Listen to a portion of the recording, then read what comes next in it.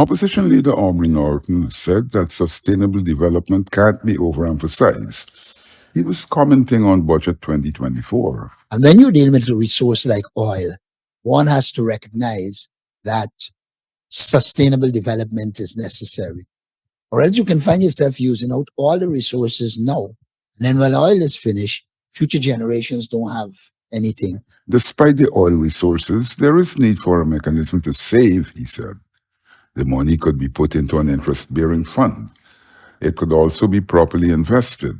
However, the government has made reforms to the Natural Resource Fund. The government's desire from the inception, if you look at the reforms that they made to the Natural Resource Fund, all of them were geared to remove oversight, to remove accountability and transparency. So you knew from the inception that they were not seeking to strengthen it so that the resources there are protected.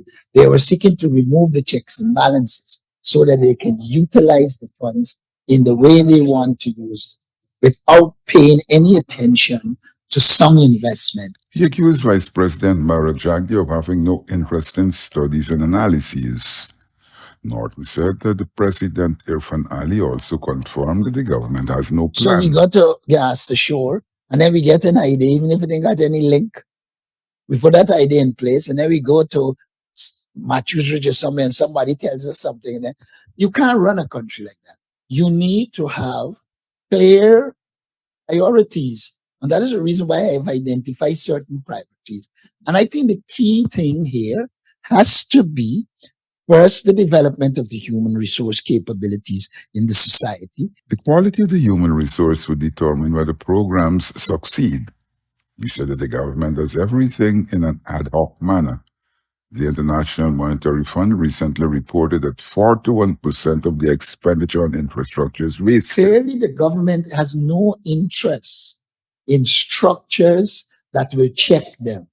They want total control. And as they go down this role of total control, and as they pluck schemes from the skies, what they are doing is putting together a hodgepodge of projects that will result in the emptying of the Natural Resource Fund, and then the future generations would be in trouble.